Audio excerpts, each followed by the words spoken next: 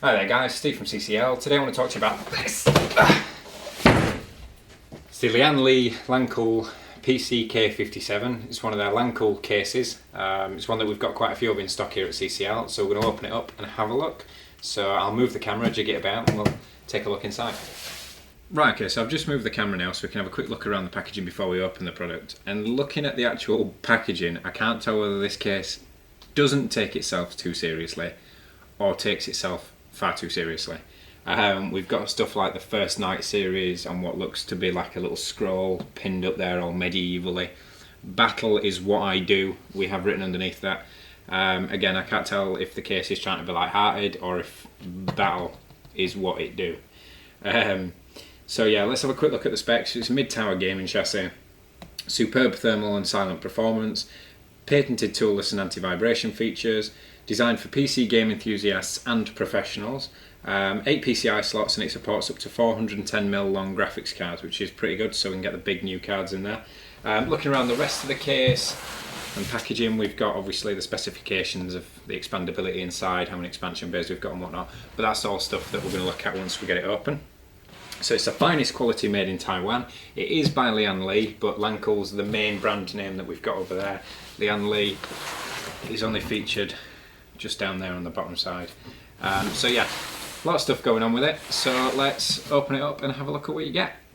Right, okay, so I've got the case out of the box now. Before I have a look around the case, I want to talk about what it came with. It came with a little Lian-Li pamphlet. So that has all their accessories, from caster wheels, new side panels, hard drive adapters and brackets. They pretty much cover everything accessory wise, so a little leaflet covering those there.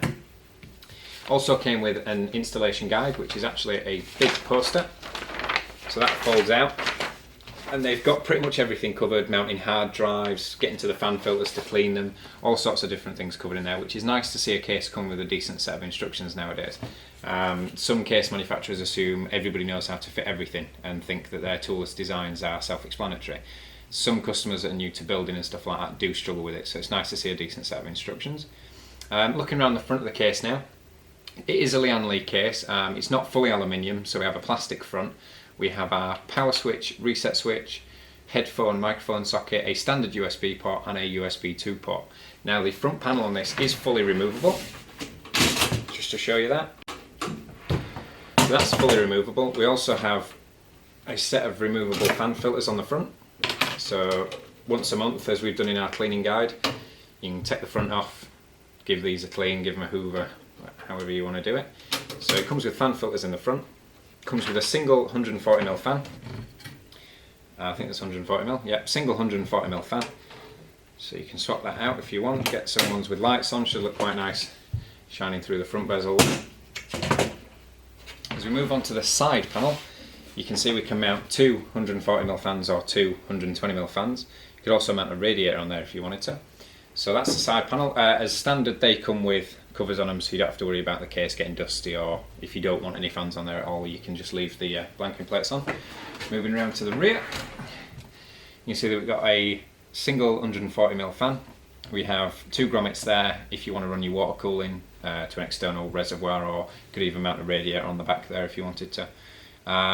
So yeah, I've got that. They may come in handy for the USB 3 pass-through that the case has. So if your motherboard doesn't have a USB 3 header on it, you can run the pass-through through the back into the back of your USB 3 ports on your motherboard. So plenty of expansion there, as we can see. So I'm just going to whip the side panels off, we can have a look inside. Right, okay, so I've taken the side panel off now so we can see inside the case. Before I go over the internal features, let's have a look at the accessory pack. You sometimes get some pretty cool things, like fan controllers and whatnot. We have a strange metal bracket of some sort, which is for mounting the power supply unit, I think. Indeed it is. Yeah, so we've got a bracket for mounting the power supply unit, keeping it sandwiched in the case. You still have to fix it in the rear with the 4 screws, but the reason you'd want to stop it from moving about in transit is, with a lot of manufacturers, when you're mounting a power supply unit at the bottom, they lift it up so that you can get some airflow. Now the only problem is, with the longer power supply units, they can sometimes flex and go up and down on these feet, which will cause the back of the chassis to twist and also damage the back of the power supply. So you've got a little bracket there to keep it snug in transit. So it comes with one of those. We also have our fitting screws. So we have PC speaker, some thumb screws, some fan screws, a couple of tie wraps, another Molex 2 3-pin fan adapter, and some tie wraps and some other stuff in there. So looking at the inside of the case now, first thing you notice is instead of having hard drive cages top to bottom, we've got this huge gap here, so you can fit a big GPU. Lian-Li say on the side of the case 410mm, so you get a big graphics card in there. Towards the bottom we've got the hard drive cage, so you can fit three 3.5-inch drives, and then at the top you can mount 2 solid state drives. One goes on top of the cage, one goes on the bottom of the top of the cage, if that makes sense. Top of the case we have our 5.25-inch bays with these 2 toolless quick fitting brackets.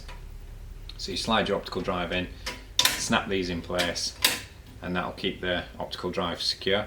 You can remove these and fit them with screws if you want to. System builders like us generally tend to do that so the optical drives can't slide about in transit. At the front, in front of the hard drive cage, we have a 140mm fan.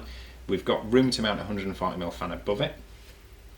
On the back of the case, I did say this was 140mm, but it's not. It's a 120mm fan on the back of the case.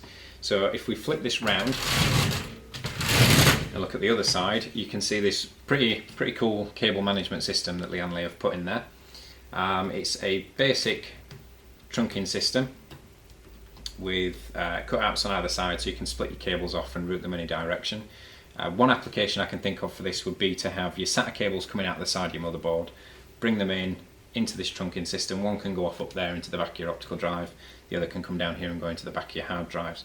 So yeah, nice little feature there on a case, especially this price range. It's not something I expected to see.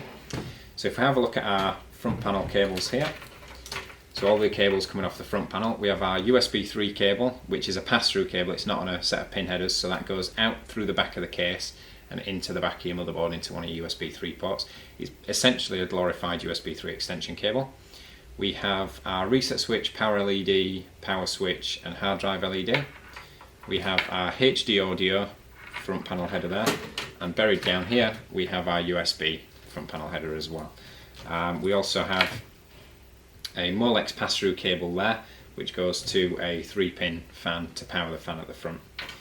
Anything else that I may have forgotten? Yep, down here where the power supply unit mounts, you can see we have these perforated grills here and a little rubber set of feet to rise the power supply up to make sure we've got plenty of airflow.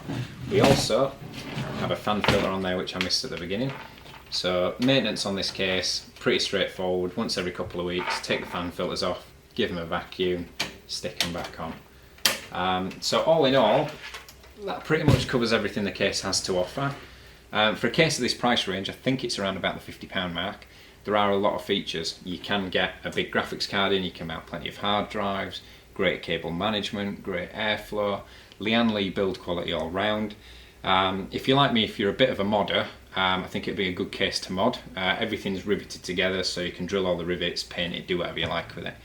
As a standard case, I also think it's fantastic. Like I say, it's a Lian-Li build quality case without the Lian-Li price tag.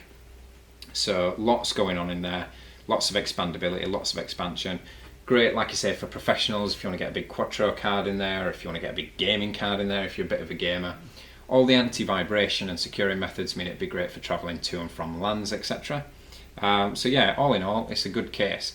That's pretty much all I can say about it. So my name's Steve. Please rate, comment and subscribe.